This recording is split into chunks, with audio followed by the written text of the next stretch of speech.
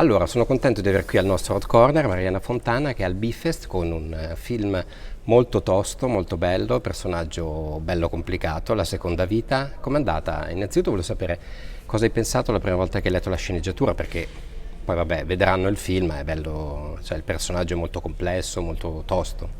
Sì, innanzitutto sono molto felice di fare questa intervista con te e io quando ho letto la sceneggiatura mi ha colpito molto il personaggio di Anna perché ha un dolore all'interno molto profondo che si porta dietro da anni, ha vissuto nell'ombra, quindi è un personaggio che comunque ha bisogno di luce, ha bisogno di una seconda vita. Ovviamente la vita in carcere non è semplice, è entrata ragazza, esce donna. Esatto, perché spieghiamo l'assunto di Sì. base è questo, che è la seconda vita è proprio di questa ragazza che deve ripartire da zero e cancellare anche diciamo un passato complesso. Sì, molto complesso e quindi ecco questo mi ha affascinato molto, un personaggio che di solito viene emarginato dalla società e che Esatto. poi al cinema diventa protagonista ecco, della propria vita e ovviamente dovrà affrontare il giudizio delle persone che non sarà semplice per lei. Esatto. Che è un po' uno dei grandi temi del film, no? Il grande tema del film è proprio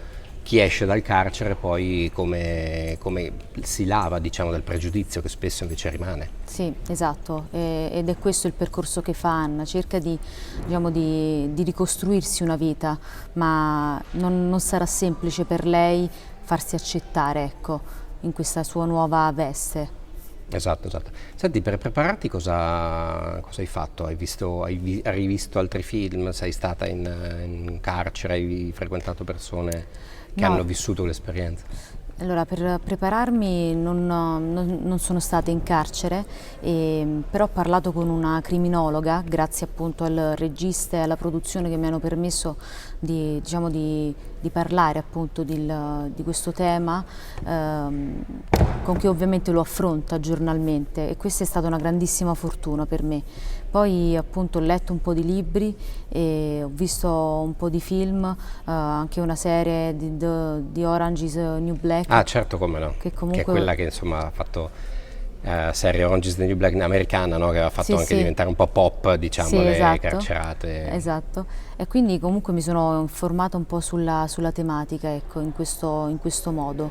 E poi ovviamente ci sono entrata in punta di piedi con un percorso che ho fatto graduale, ecco. Assolutamente, tra l'altro nel cast c'è Giovanni Anzaldo che è uno dei Esatto, sì. punti di ripartenza di questa ragazza. Come prepari tu normalmente un personaggio? Cioè, quanto poi riesci a staccarti? Cioè, questo è un personaggio molto forte che penso ti sia rimasto anche addosso, cioè non è una cosa che finisce il film e dici ah vabbè basta, ho finito, Sì, cioè come io... strascico emotivo dico proprio. Sì, no, cerco ovviamente di essere sempre rispettosa di quello che vado ad affrontare, perché diciamo, in questo caso era una tematica molto delicata. È attualissima tra l'altro ancora nel Esatto, sì, 2024, anzi. esatto, infatti anche la condizione delle donne in carcere, c'è anche un Sì, discorso, c'è anche un ecco, sottotema anche lì, esatto. esatto, anche proprio del corpo, no? E quindi cioè, mi sono preparata, ovviamente, io ad esempio sul set ascolto sempre musica, Ah, cioè sono sempre con le cuffiette. quindi sei fatta la playlist della seconda vita? Esatto, sì.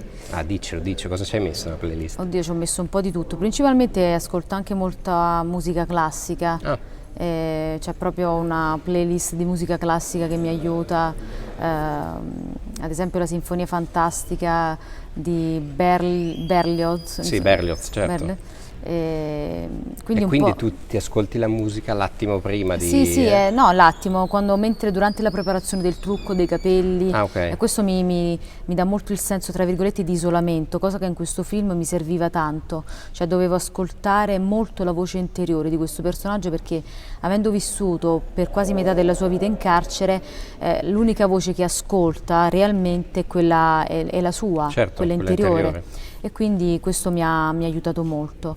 E quindi ecco, sono partita da questo per fare questo film. E poi di solito più o meno l'approccio è sempre simile, poi dipende ovviamente dal tipo di personaggio che vado ad affrontare. Questo, tra l'altro, cioè, è il mio primo film in epoca contemporanea. Certo, perché sennò avevi costumi. Perché io insomma, ho fatto sempre progetti comunque di epoche non insomma, sempre diciamo, molto lontane da quelle mie, quindi ecco, questo per me è anche stato un lavoro molto interessante per questo.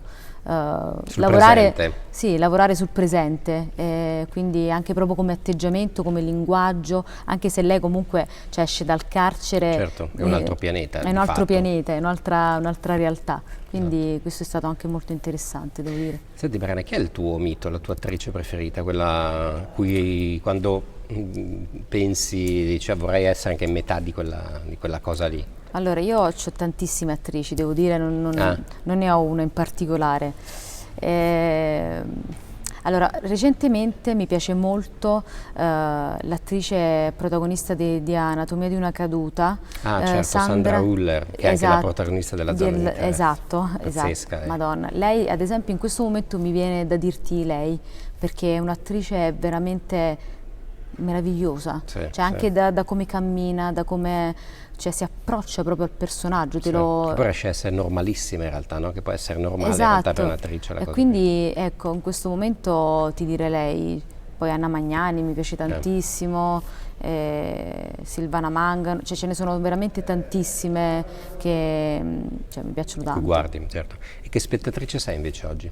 Io sono super appassionata. Onnivora, tutto? Io sì, tutto, cioè guardo tutto, io vado sempre al cinema, cioè, quando posso sono sempre al cinema, cioè tutto. E l'ultima folgorazione?